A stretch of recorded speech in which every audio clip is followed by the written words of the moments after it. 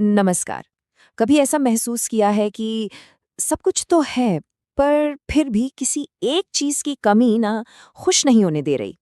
आज हम इंसानी फितरत की एक ऐसी ही आदत को समझने वाले हैं जो अक्सर हमारी खुशियों पर पर्दा डाल देती है। तो चलिए आज इसी के बारे में बात करते हैं। एक सवाल है। सोचिएगा जरा।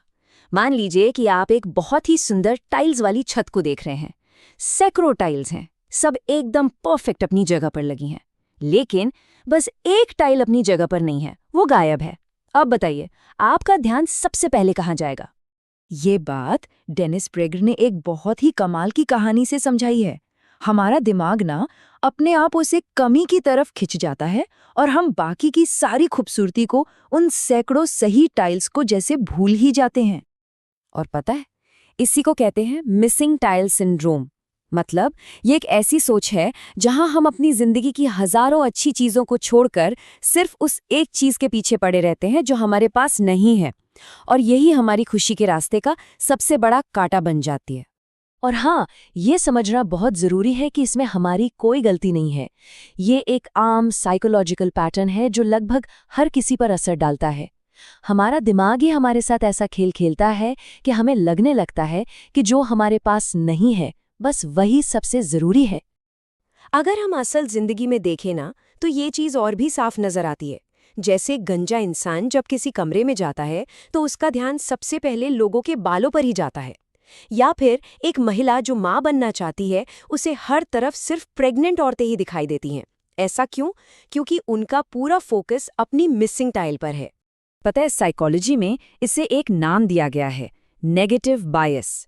ये हमारे दिमाग की एक आदत है जो अच्छी यादों और अच्छे एक्सपीरियंसेस के मुकाबले बुरी यादों और बुरे एक्सपीरियंसेस पर ज्यादा ध्यान देता है और उन्हें ही याद रखता है। और इसका असर वो काफी गहरा हो सकता है।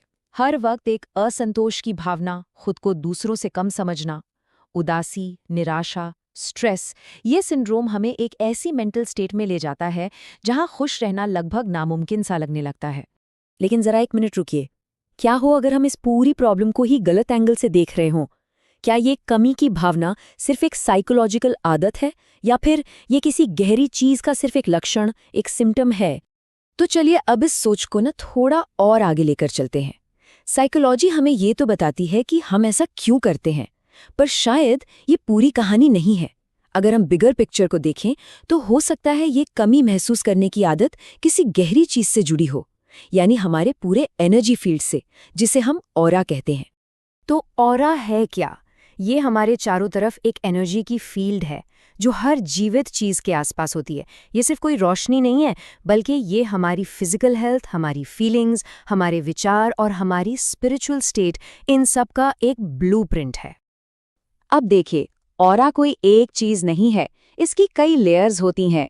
फिजिकल लेयर हमारी सेहत से जुड़ी है, इमोशनल लेयर हमारे मूड और जज्बात से, मेंटल लेयर हमारे विचारों से, स्पिरिचुअल लेयर हमारी लाइफ के मकसद से, और कार्मिक लेयर हमारे पुराने कर्मों के असर से।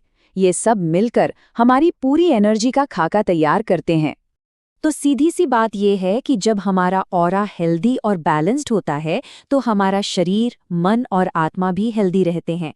ऑरा में कोई भी गड़बड़ी या इम्बैलेंस हमारी पूरी सेहत पर असर डाल सकता है।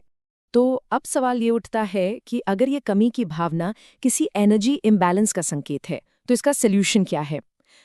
इसका पहला कदम है अपनी इस एनर्जी को समझना। और यहीं पर ऑरा स्कैनिंग काम आती है। ये एक ऐसी प्रोसेस है जिससे इस एनर्जी फील्ड को देखा और समझा जा सकता है। इससे हमें अपने अंदर क्या चल रहा है, उसकी गहरी जानकारी मिलती है। तो एक ऑरा स्कैन से क्या-क्या पता चल सकता है? बहुत कुछ। जैसे कि आपका बेसिक नेचर कैसा है, आपके 7 एनर्जी सेंटर्स यानी चक्र बैलेंस्ड हैं या नहीं, आपकी बॉडी में एनर्जी का फ्लो कैसा है, और क्या आपकी लाइफ में कोई इमोशनल या कार्मिक ब्लॉकेज है।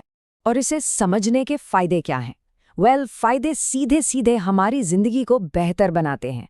हमें खुद के बारे में गहरी समझ मिलती है, हम एनर्जी के इम्बैलेंस को पहचान पाते हैं और स्ट्रेस और एंग्जाइटी जैसी प्रॉब्लम्स को जड़ से ठीक करने की तरफ काम कर सकते हैं। ये एक बहुत ही पावरफुल बात है।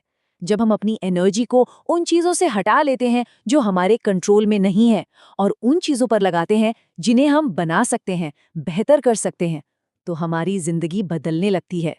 तो आखिर में बस इस एक सवाल के बारे में सोचिएगा। हो सकता है कि जिस मिसिंग टाइल ने हमें इतना परेशान कर रखा है वो असल में प्रॉब्लम हो ही ना, बल्कि हमारे एनर्जी फील्ड में किसी गहरे इम्बैलेंस का सिर्फ एक इशारा हो, एक लक्षण हो। अगर आपको भी अपनी इस मिसिंग टाइल की असली वजह को जानना है और अपनी एनर्जी को और गहराई से समझना है, तो ऑरा स्कैनिंग इस रास्ते पर आपका पहला कदम हो सकता है।